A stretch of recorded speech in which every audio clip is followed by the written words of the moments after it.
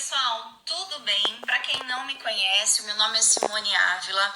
Eu sou professora de Química, sou mestre e doutora em Química também. Atualmente tenho dedicado meus estudos à parte de neurociência, principalmente em relação à neurociência aplicada à educação. Sou criadora do canal The Best Professor Química para Universitários, então talvez alguns de vocês conheçam um pouco do meu trabalho aí pelo YouTube.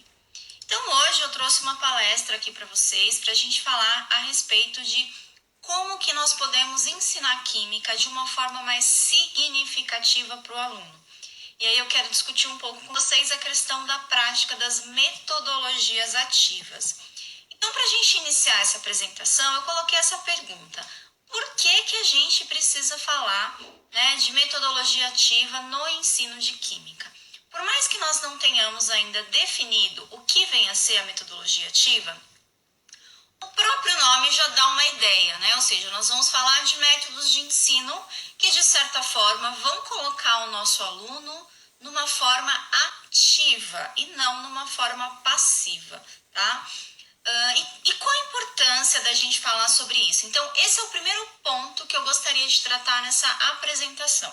Da gente entender por que é importante a gente colocar o nosso aluno numa forma ativa, fazer com que ele saia da passiva e entre numa forma ativa. Então, é nesse ponto que eu quero começar essa apresentação de hoje. Aqui eu coloquei para vocês a Base Nacional Comum Curricular, da nossa educação aqui no Brasil, e eu coloquei para vocês as competências específicas de ciências da natureza e suas tecnologias para o ensino médio. Ou seja, é nesse sentido aqui que a química como ciência vai se encontrar. Então eu gostaria de ler aqui um pouquinho com vocês essas 3 diretrizes. Eu até grifei algumas palavras para que vocês possam entender aqui um pouquinho.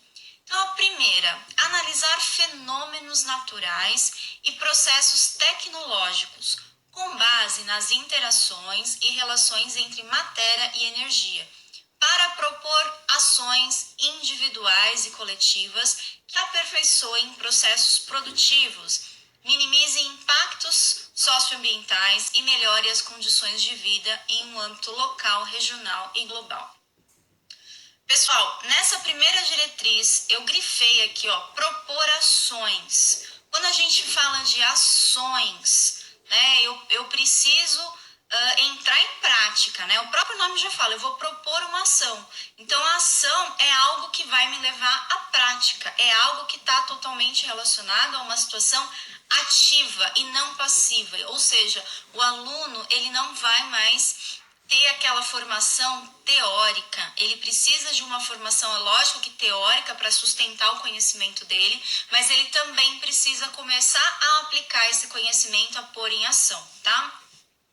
O item 2, analisar e utilizar interpretações sobre a dinâmica da vida, da Terra e do cosmos, para elaborar argumentos, realizar previsões sobre o funcionamento e a evolução dos seres vivos e do universo e fundamentar em defender decisões éticas e responsáveis, Ou seja, saber interpretar e fazer previsões de modo que as nossas decisões para projetos futuros sejam feitas de modo responsável.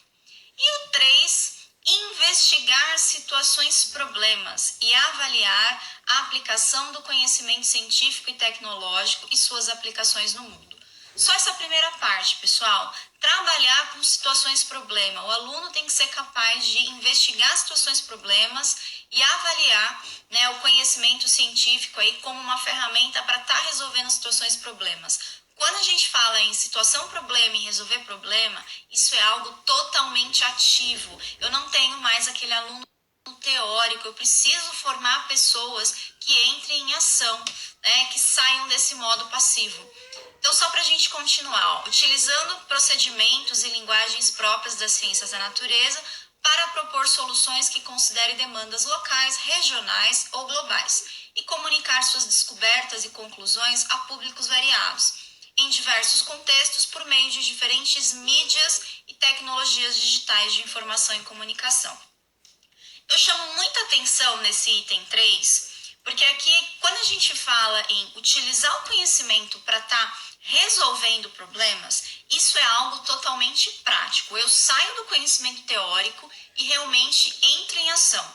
E outra coisa que eu acho super importante também da gente ressaltar é que o aluno, ele precisa saber se comunicar por meio de diferentes mídias sociais e tecnologias digitais. Ou seja, nós também temos que utilizar recursos da internet, recursos digitais, utilizar a tecnologia com o nosso aluno, porque essas ferramentas vão ser fundamentais para que ele aplique isso no dia a dia dele. Então, isso que eu estou mostrando para vocês, pessoal, são diretrizes que estão nas nossas bases, né? São competências que está na Base Nacional Comum Curricular, no BNCC. Ou seja, nós precisamos desenvolver essas competências no nosso aluno. E para que isso seja possível, a gente precisa trabalhar de um modo mais ativo e, além de tudo isso, utilizando tecnologias e recursos digitais, tá? Algumas universidades têm solicitado até os trabalhos de conclusão de curso, TCC, no formato de vídeo. Não que isso seja uma obrigação, mas fazer com que o aluno saiba se comunicar, gerar conteúdo por meio das mídias digitais, de vídeo, de textos, de post, isso também faz parte da formação aqui do nosso aluno do século XXI. E tudo isso que, se vocês resumirem, se vocês analisarem, refletirem sobre essas 3 competências, vocês vão ver que ela envolve um aluno ativo e não mais passivo, tá? Aqui eu coloquei também outros pontos, tá?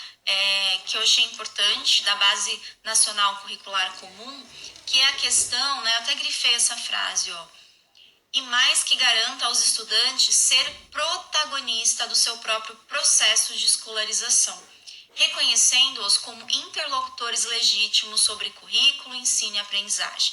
Significa, nesse sentido, assegurar-lhes uma formação que, em sintonia com seus percursos e história, permita definir o seu projeto de vida, tanto no que diz respeito ao estudo e ao trabalho, como também ao que concerne às escolhas e estilos de vida saudáveis, sustentáveis e éticos.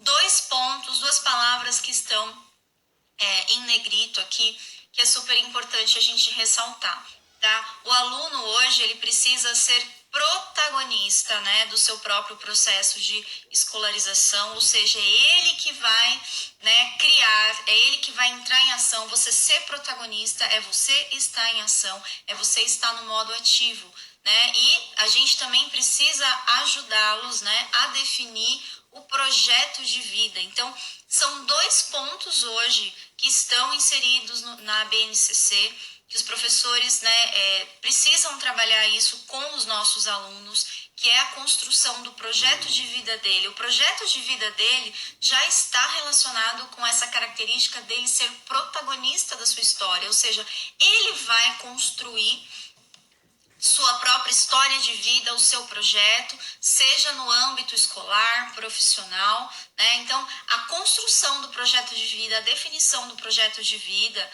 e a questão do ser protagonista já são propósitos de tornar esse aluno um ser ativo e não mais um ser passivo, tá? Então, isso que eu mostrei para vocês agora já sustenta que a nossa própria Base Nacional Curricular Comum, ela já nos diz que o aluno precisa atuar de modo ativo, tá? E agora eu queria mostrar para vocês, falar um pouquinho de neurociência, para que vocês entendam como que o aprendizado, ele efetivamente acontece. E vocês vão perceber que o nosso próprio cérebro, a maneira como nós aprendemos, precisa de uma pessoa ativa, né? É o fato de você entrar em ação que vai levar ao aprendizado. Então eu fiz aqui um resumo para que vocês entendam como que o aprendizado ele acontece, isso do ponto de vista de neurociência, tá? Então eu fiz uma analogia aqui para vocês, como se nós tivéssemos um computador. No computador, a gente tem o HD, que é uma memória de alta capacidade e uma memória definitiva. E a gente tem a memória RAM no computador. Então, se eu estou aqui fazendo um trabalho no Word, digitando alguma coisa, o que acontece? Acabou a energia. Se eu não tiver salvo o meu material, consequentemente eu vou perder, tá?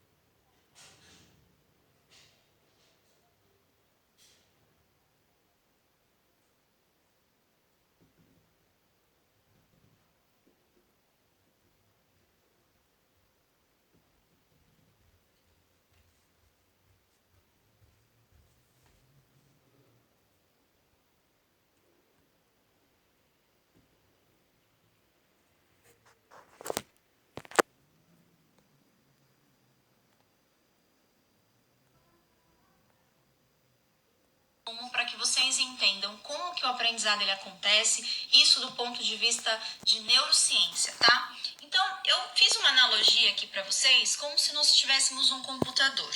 No computador, a gente tem o HD, que é uma memória de alta capacidade e uma memória definitiva. E a gente tem a memória RAM no computador. Então, se eu estou aqui fazendo um trabalho no Word, digitando alguma coisa, o que acontece? Acabou a energia. Se eu não tiver salvo o meu material, consequentemente eu vou perder, tá?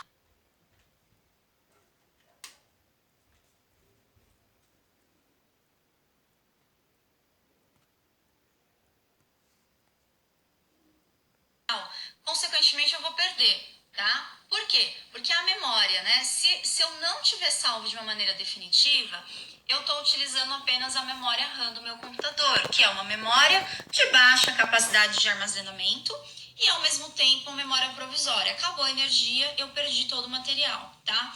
Para que eu tenha esse material salvo de um modo definitivo, eu tenho que ir lá, salvar como, e aí eu faço, né? Eu transfiro esse arquivo para o HD do computador. O nosso cérebro, ele tem duas regiões que é muito característico, muito semelhante à memória de um computador. A gente tem o córtex cerebral, que é essa região maior aqui, mais externa, que funciona como o HD, ou seja, uma memória de alta capacidade de armazenamento e, ao mesmo tempo, uma memória definitiva. Então, aquilo que vai para o nosso HD não vai para o esquecimento, né? Aquilo que vai para o nosso córtex não é esquecido, tá? E a memória RAM, né? A nossa memória RAM é o que nós chamamos de sistema límbico, ou seja, é uma memória de baixa capacidade de armazenamento e que, de certa forma, ela é provisória. Então, algumas informações que estão no sistema límbico pode sim ir para o esquecimento. E como que a gente tem na realidade, né? Como que as informações são armazenadas no nosso cérebro? Tudo aquilo que a gente tem contato durante o dia, tudo aquilo que eu vejo, que eu ouço, vai sendo armazenado no meu sistema límbico, tá? Então, acordei, né? Liguei a televisão, peguei o celular, conversei com alguém. Tudo isso, pessoal, é informação, tá? Seja uma conversa, uma mensagem que você leu, uma reportagem, uma notícia na TV, um programa de rádio, tudo aquilo que nós vemos e que nós ouvimos ao longo do dia fica armazenado no nosso sistema límbico, tá? E aí o que acontece? Chega no final do dia, começa a bater aquele cansaço, tá? A gente começa a sentir sono. O sono, ele é um cansaço mental. Eu gosto muito de reforçar isso. Quando a gente tem um cansaço físico, não necessariamente eu preciso dormir. Eu posso até deitar, relaxar o meu corpo, mas não que necessariamente eu preciso dormir. Quando que eu necessito dormir? Quando o meu sistema límbico ele já atingiu o seu limite de armazenamento de informações, tá? Então, a gente começa a sentir o sono no final do dia, significa que o sistema límbico ele está saturado de informações e ele precisa ser regenerado, tá? Então, tudo aquilo que a gente vê, a gente ouve, né, vai ficar armazenado no sistema límbico e quando esse sistema límbico ele atinge o limite, a gente precisa resetar essa memória, né? Então, eu vou regenerar. Isso acontece durante o sono, tá? Enquanto nós estamos dormindo, as informações que estão no sistema límbico, elas são apagadas, né? Ele vai ser regenerado. Então, tudo que está aqui, tá, acaba sendo resetado. Então, aqui eu já chamo uma atenção, né? O sono é extremamente importante no processo de ensino e aprendizagem, tá? Uma noite de sono bem dormida vai fazer toda a diferença e vocês já vão entender por quê, tá? Bom, você estuda só no dia da prova. Vamos pegar aquele aluno que ele estuda exatamente no dia da prova. O que vai acontecer? Se ele estuda em cima da hora, as informações vão ficar armazenadas no sistema límbico. Vamos supor que eu tenho uma prova hoje à noite, tá? Acordei cedo, estudei o dia inteiro, tá? O que aconteceu? Todas aquelas informações que eu tive contato ao longo do dia ficaram armazenadas no sistema límbico. E o fato dessas informações estarem no sistema límbico, quando eu chegar à noite eu vou fazer a prova, muito possivelmente eu vou ter uma nota muito boa, eu vou ter notas excelentes. Por quê? Porque esse conteúdo ele está fixado no sistema límbico. Eu não dormi ainda. Enquanto eu não dormi, o sistema límbico não é regenerado, tá? Só que se a minha informação ela ficar armazenada exclusivamente no sistema límbico, não tem aprendizado, pessoal. Simplesmente você decorou, ok? Porque isso vai para o esquecimento. Eu costumo dizer assim, se você quer saber se o seu aluno realmente aprendeu, dá uma prova para ele do conteúdo daqui a 2 anos. Se ele acertar, ele aprendeu. Se você dá uma prova num período muito próximo que ele teve acesso à informação, pode ser que essa informação esteja retida apenas no sistema límbico. Isso não garante aprendizado, tá? Então, o que acontece? As informações que elas estão no sistema límbico, elas são apagadas enquanto a gente dorme. Então, se de manhã você pegou o livro, leu, fez a revisão dos exercícios e tudo mais, você estudou em cima da hora, aquele conteúdo ele tá ali fresquinho na sua memória. E pode ser que você realmente vá fazer a prova nesse mesmo dia e tenha notas muito boas, tá? Então, notas em si não é sinônimo de aprendizado, a não ser que você aplique uma prova para o seu aluno daqui um período longo, né? E eu acho interessante que tem pessoas que elas fazem a prova hoje, tiram uma nota excelente, na semana que vem ou no dia seguinte, ela já não lembra mais das respostas que ela colocou para resolver aquela prova. Isso é um exemplo de uma informação retida exclusivamente no sistema límbico. A pessoa dormiu, apagou, ela já não lembra mais daquele conteúdo com a mesma intensidade. Quando a gente dorme, o que acontece, tá? Os estudos do sono, eles tiveram aí grande impacto, né, a partir da invenção aí do eletroencefalograma, que é um exame que mede a nossa atividade cerebral, né, por meio, né, de uma atividade elétrica. Então, nós temos, né, momentos de sono profundo, tá? O que é um sono profundo? O meu cérebro não tem atividade elétrica.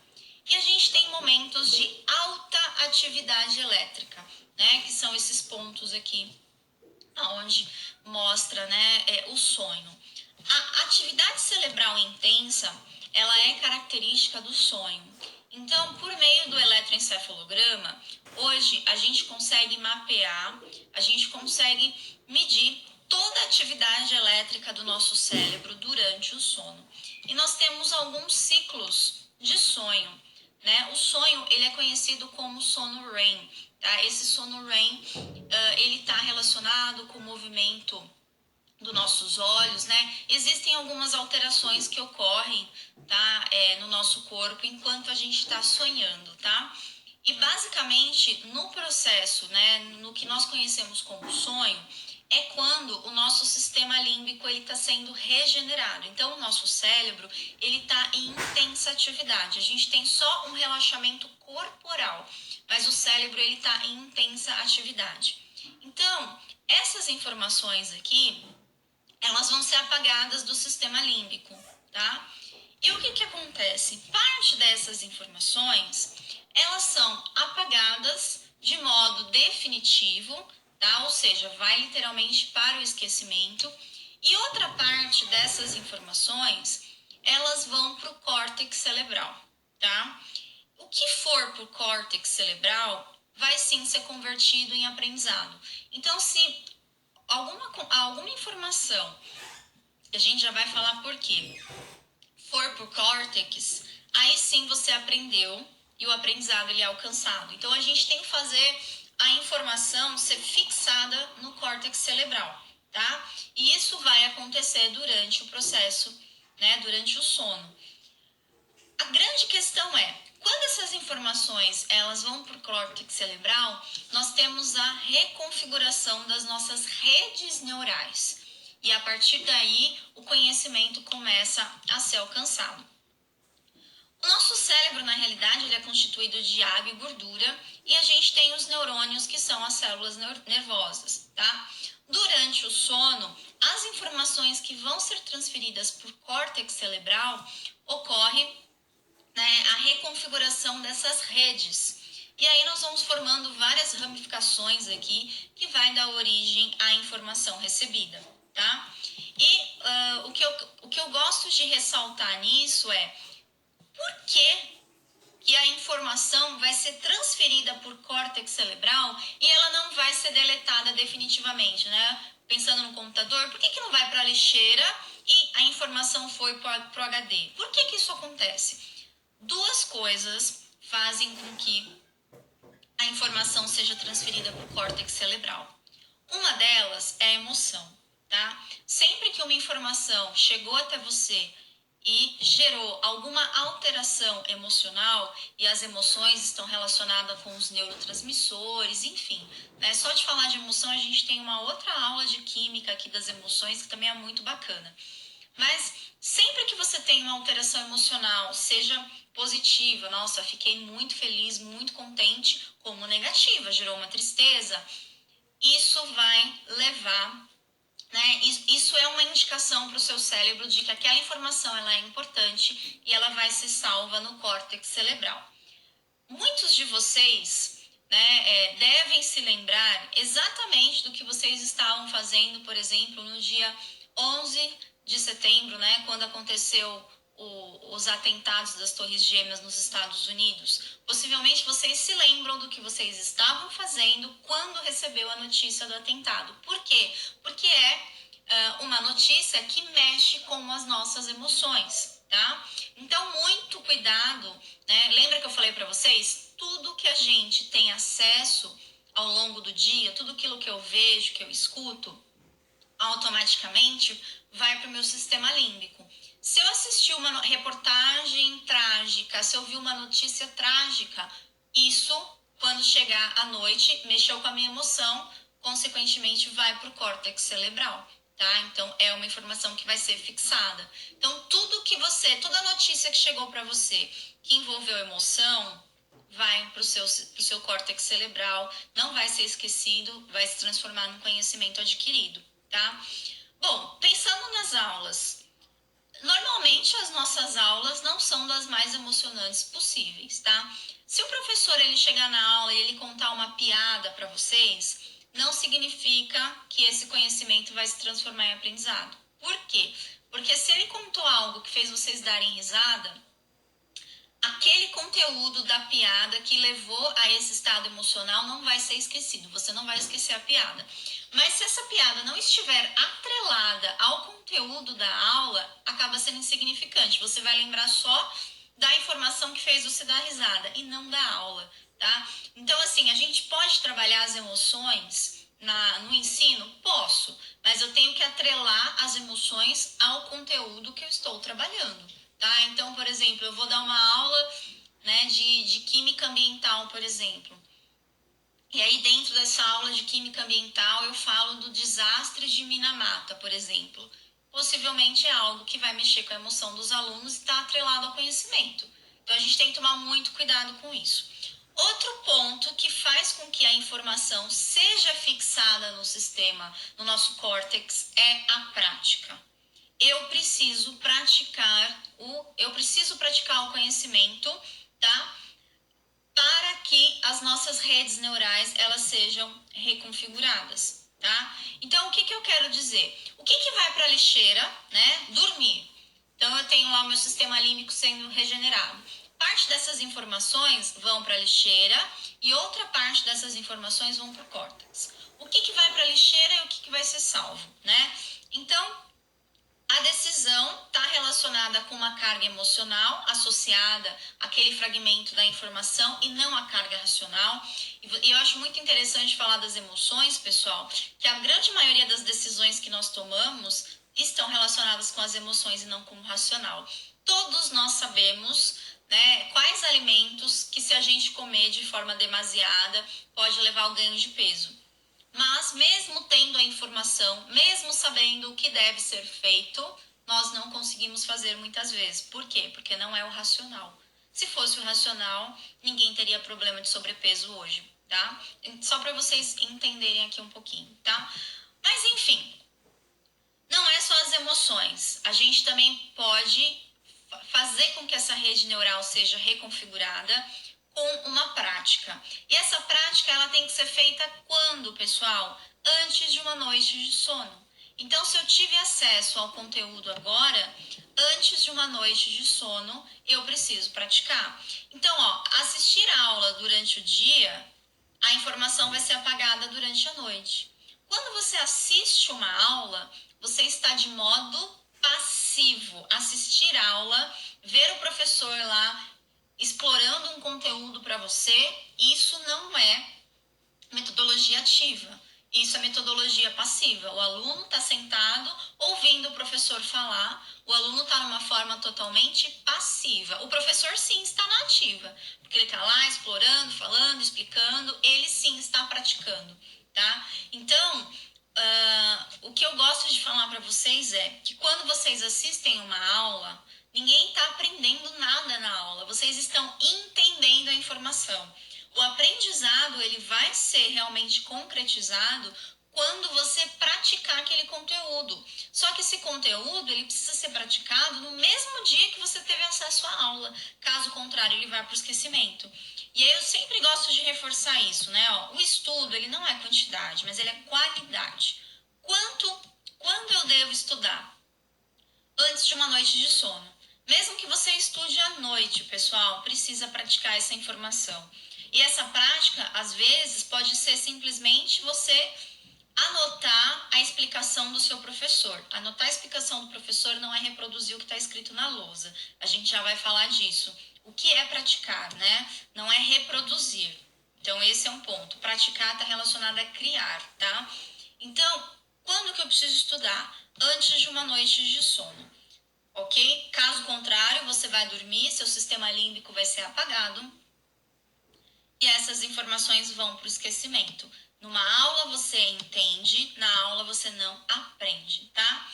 Então, ao estudar antes da fase sono, você está dizendo para o seu cérebro que aquele assunto que você está praticando, ele merece atenção e ele não vai ser excluído. Então, quando você for dormir, o seu sistema límbico vai ser limpo e essa informação, ao invés dela ser apagada de modo definitivo, ela vai para o córtex cerebral. Então, quando a gente dorme, pessoal, o nosso cérebro ele está trabalhando. Tem estudos feitos com soldados, eu acho muito interessante esse artigo, porque ele fala o seguinte: esses soldados, o sono era monitorado, né, por meio de um eletroencefalograma, e eles eram acordados no momento de alta atividade cerebral, que é quando a gente está sonhando, tá? E nos momentos de sono profundo, eles eram mantidos nessa situação. E o que acontecia no dia seguinte? Muitos acordavam extremamente exaustos, tinham convulsões, enfim, tinham vários problemas, tá? E tudo isso por quê? Tá? Porque a regeneração do cérebro, o trabalho que o nosso cérebro executa é durante a fase sonho. Então a gente precisa ter o que nós chamamos de sono REM, né? O sonho, cientificamente falando, ele é conhecido como sono REM. A gente precisa ter esses ciclos de sono REM para que realmente você acorde descansado, o seu cérebro tenha trabalhado e tenha transformado aquelas informações em conhecimento, tá? Então, uma aula dada é uma aula estudada. E quando que essa aula tem que ser estudada? Hoje. Tá? Então, essa frase aqui eu acho perfeita, é uma frase do professor Peer, que ele fala exatamente isso. Aula dada, aula estudada, hoje. Na aula, você não aprende, na aula você entende, tá? Aquilo que você ouve, você pode esquecer, tá? Então, essa é a função da aula. Na aula você tá o quê? Passivamente sentado ali, escutando o professor. Aquilo que você escuta, você esquece. E ali você está apenas entendendo. Então, um professor que vai dar uma boa aula ali para vocês, ele não vai levar ao aprendizado. O aprendizado é algo individual do aluno. O professor, ele vai te levar ao entendimento e não necessariamente ao aprendizado. O aprendizado vai depender da participação do aluno. Por quê? Porque o aprendizado é algo ativo. O aluno precisa estar de modo ativo, tá? Isso é algo que eu gosto de falar muito. A diferença de aluno e estudante. E agora que eu fiz essa definição, nós vamos utilizar esse termo. O aluno, pessoal, ele é passivo. tá? Se você está numa situação que você está simplesmente assistindo videoaula em casa, assistindo às aulas do seu professor na faculdade, se essa é a sua situação, você é aluno. Agora, se você pratica, se você é ativo, você pode ser chamado de estudante.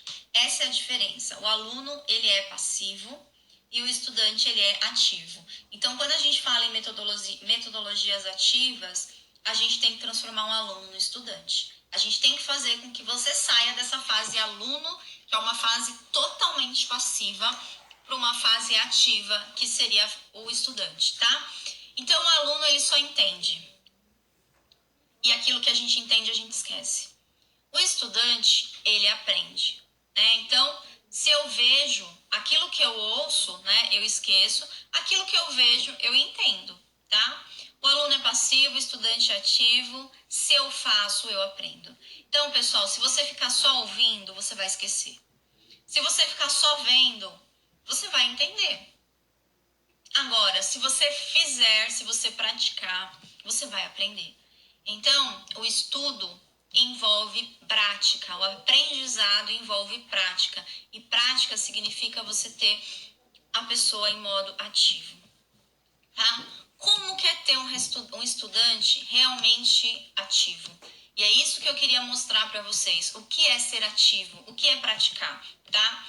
Nós viemos, pessoal, de um modelo educacional que foi fundamentado no período da Revolução Industrial. Eu não vou dizer para vocês que 100% das escolas que nós temos hoje, elas são dessa forma, mas a grande maioria delas ainda assim, tá?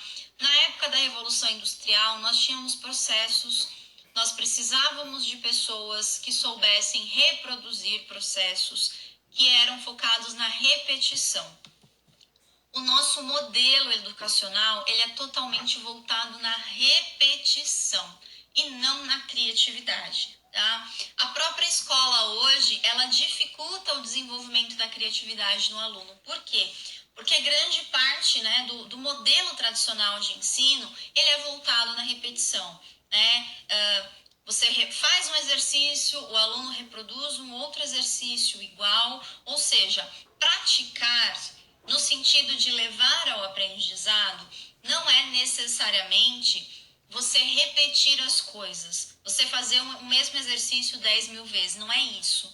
Praticar não é copiar um conteúdo que o professor colocou na lousa, mas sim anotar a explicação dele, ok? Ou fazer um resumo, chegar em casa, fazer um resumo da aula desse professor. Isso é praticar.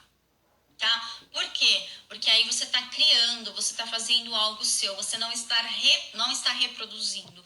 Muito cuidado com isso, tá? O nosso modelo educacional, infelizmente, ele é muito voltado à repetição das coisas. E o que a gente precisa para aplicar uma metodologia ativa é desenvolver a criatividade. Aulas experimentais é um exemplo de metodologia ativa? Depende.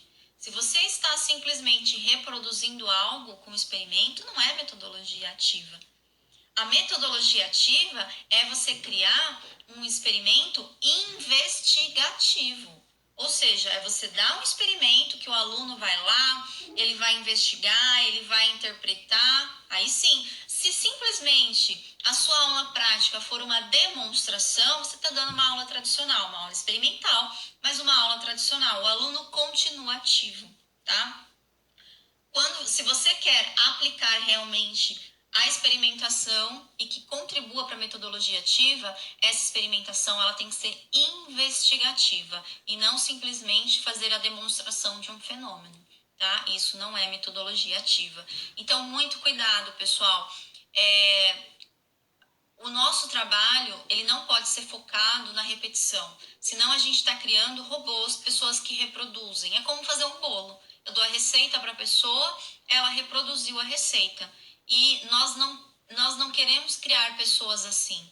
Nós queremos criar pessoas que saibam criar as receitas e não que saibam reproduzir as receitas. Essa é a diferença. E toda a nossa escola, ela foi criada dentro desse modelo educacional da Revolução Industrial, porque na época nós precisávamos de pessoas disciplinadas e pessoas que sabiam repetir, porque era isso que era feito no processo industrial. Mas o mundo mudou e a gente não pode ter a mesma escola do século XVIII. Né? As coisas são diferentes, nós precisamos de pessoas diferentes, tá? E eu falo que a escola, de certa forma, ela traz alguns bloqueios para a nossa criatividade, porque muitas vezes, né, nós estamos fundamentados numa nota. A gente utiliza como parâmetro para avaliar o aluno a nota. E a nota ele pode adquirir, às vezes, sem ter conhecimento. E quando eu falo sem ter conhecimento, eu mostrei para vocês por meio da neurociência. Se eu estudar em cima da hora, pode ser que eu tire boa nota sim, mas eu não aprendi. Tá? E muitas vezes a gente tem respostas gabaritadas, ou seja, você já espera uma resposta do aluno, tá? Você não permite com que ele desenvolva, com que ele interprete outras coisas, né? O nosso modelo, ele já espera respostas prontas. Então, se a resposta não for aquela, tá errado, tá? Então, isso é muito importante. Quando a gente espera respostas prontas, nós estamos focados na repetição e não na criatividade. Então, muito cuidado com isso. A gente precisa começar a exercer criatividade. Praticar é fazer o aluno criar algo. Então, se hoje eu tive acesso a uma aula, eu vou chegar em casa, eu vou fazer um resumo com as minhas palavras daquilo que eu entendi. Esse resumo pode ser que eu nem vou consultar depois, mas o fato de eu ter feito o resumo fez com que eu praticasse, tá? Ler em si não é praticar, praticar é escrever, praticar é criar alguma coisa sua, é reproduzir, mas não é reproduzir focado na repetição, é fazer da sua maneira, né? É colocar algo seu ali. Então, resumos, sim, são formas de praticar. Experimentos investigativos são formas de praticar, porque eu estimulo o aluno a pensar e não simplesmente reproduzir. Se você montar um experimento com um roteiro totalmente pronto, você está focado na repetição, não na criatividade. Então, cuidado com essas coisas, né? A gente não pode esperar respostas prontas. Eu coloquei esse desenho aqui, né, do rapaz fazendo o muro, porque eu acho muito interessante isso, né? Um probleminha simples de matemática. Eu tenho um pedreiro, né, que constrói um muro em 4 dias, tá? E se eu tiver 2 pedreiros, né? Bom, se eu tiver 2 pedreiros, o tempo reduz. Então, se um constrói em 4 dias, 2 pedreiros constroem em 2 dias. É uma resposta que a gente espera já, pronta. Mas na prática, vamos pensar juntos? Isso é verdade? Será que na prática, se eu dobrar o número de pedreiros, reduz a metade o tempo de fazer o muro? Tentem fazer isso na prática. Sabe por quê? Nem 100% das vezes isso vai ser verdade, porque existem outras variáveis que influenciam. Se eu trouxer uma pessoa a mais para trabalhar, pode ser que elas não tenham o mesmo ritmo de trabalho. Pode ser que elas começam a interagir entre si, uma vai conversar com a outra e o que poderia ser mais rápido fica mais lento, né? Pode ser que uma vai ter que ensinar a outra e aí o tempo também vai influenciar. Existem várias variáveis, pessoal, que na prática, por isso que a gente fala, o aluno precisa ir para a prática. Quando a gente vai construir esse muro mesmo na prática, vocês vão ver que não é necessariamente a resposta que vai dar ali no papel, né, o raciocínio lógico que a gente tem. Porque existem outras variáveis. Se as pessoas começarem a conversar, a bater papo, pode ser que o trabalho não renda e demore até mais do que se fosse uma pessoa sozinha para fazer. Comecem a pensar nessas coisas, né? A gente tem um certo bloqueio de criatividade e a gente considera a avaliação do aluno mediante a nota, né? A gente padronizou isso. E nem sempre aquele que tem a melhor nota é aquele que vai saber resolver problemas reais, tá? Então, grande parte, né, das nossas aulas, elas são fundamentadas no ensino passivo, que o professor ele é o centro da atenção, está num modo totalmente ativo. E eu gosto de falar que ensinar é um modo ativo. Aquele aluno que gosta de ensinar o outro, ele já não é mais um aluno, ele é um estudante, porque ele está praticando, ele está colocando em prática. Ensinar é uma forma totalmente ativa, tá? Então, o professor aqui, ele está na ativa, tá? Os alunos estão no modo passivo, estão apenas prestando atenção nesse professor, estão entendendo, tá? Então, a gente tem um ensino passivo hoje, focado no professor como transmissor do conhecimento. E será que esse ensino passivo, que o aluno fica sentado, só prestando atenção na informação, vai formar o profissional que a gente precisa para o século XXI? E quem é esse profissional? Aqui eu estou mostrando para vocês as 10 habilidades do futuro, né, que considera-se para o profissional do século XXI, e eu falo que o futuro ele já chegou, tá? E essas são as habilidades do Fórum Econômico Mundial. Se vocês observarem, vejam aqui, ó, resolução de problemas complexos. Pessoal, trabalhar com situação problema, saber resolver problema é ativo, não é passivo. Pensamento crítico, criatividade. A gente não pode ter um ensino focado em reprodução, né? E eu não sei se vocês já viram a definição de criatividade, mas uma das definições de criatividade é capacidade de resolver problemas.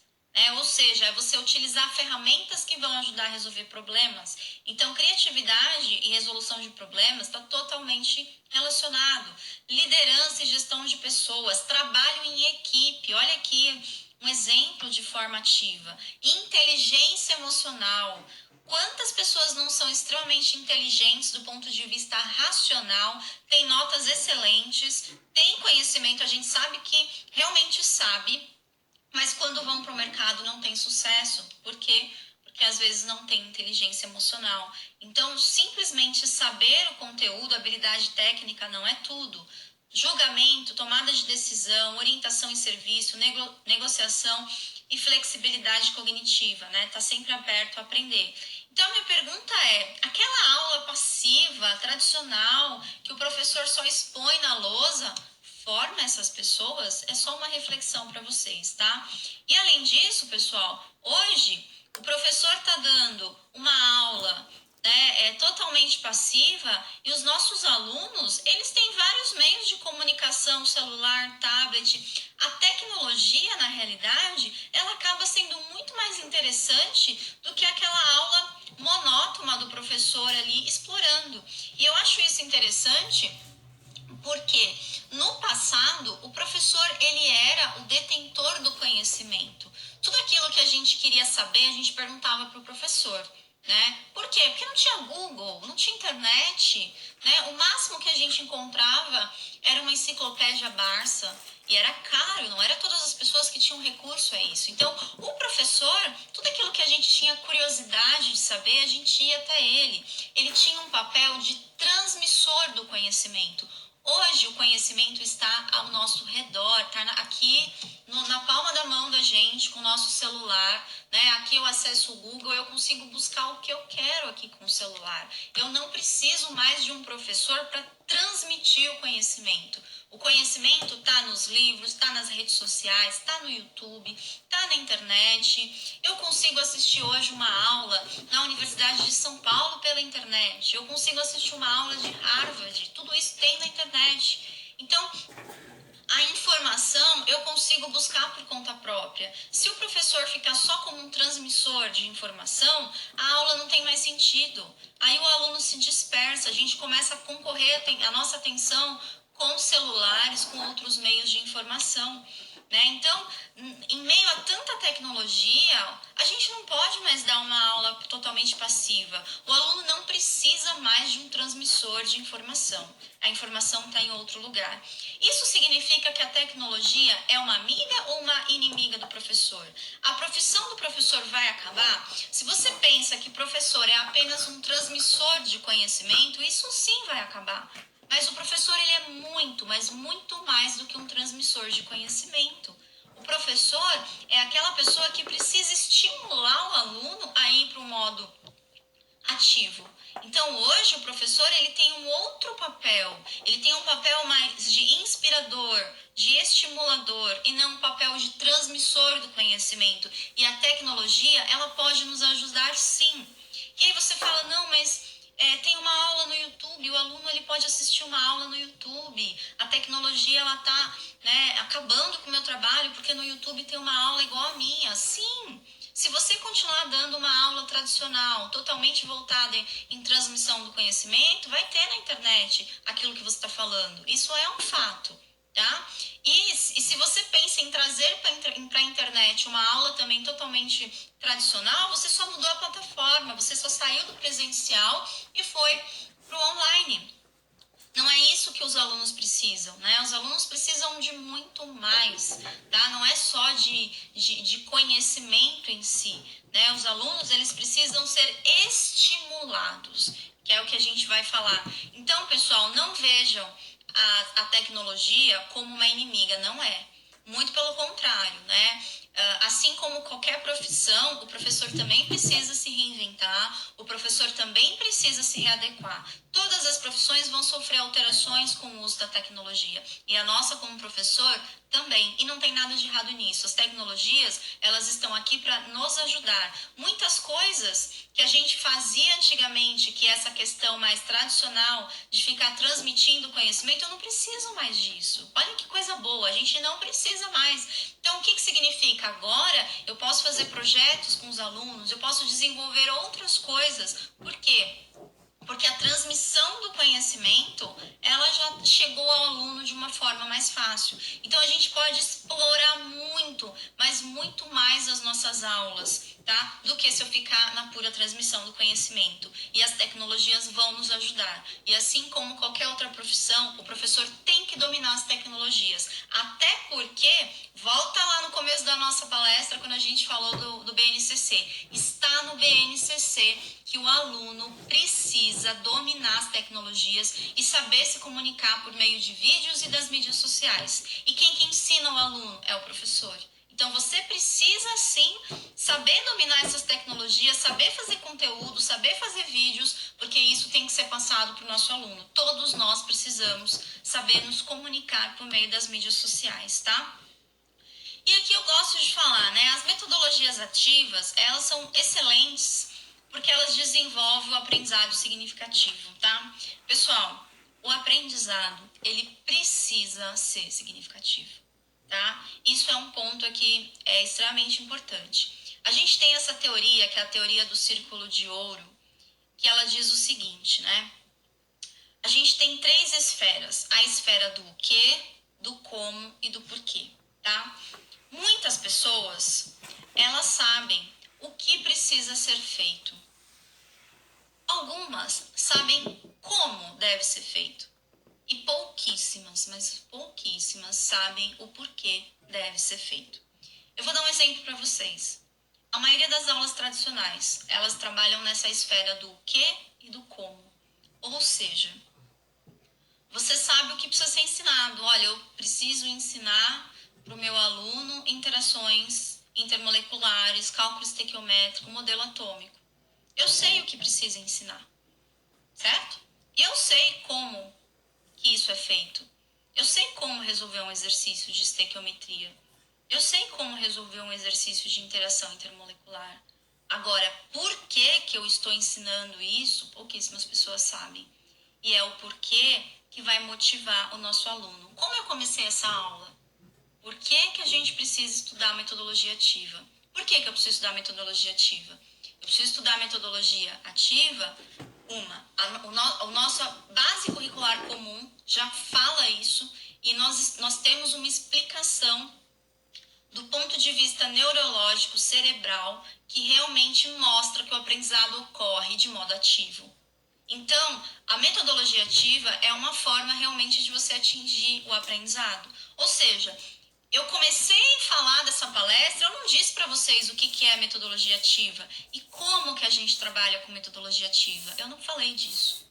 Mas eu falei por que a gente precisa. É o porquê que vai chamar a atenção das pessoas. A gente só aprende alguma coisa quando a gente sabe por que isso é importante. Isso é um aprendizado significativo. A nossa aula, ela tem que ir de trás para frente. A gente tem que começar a mostrar para o aluno por que é importante ele saber esse conteúdo. E aí depois a gente chega no como e no aqui. O porquê é o que dá significado ao aprendizado. Então a química, ela precisa estar contextualizada. Esse porquê é o que mostra significado.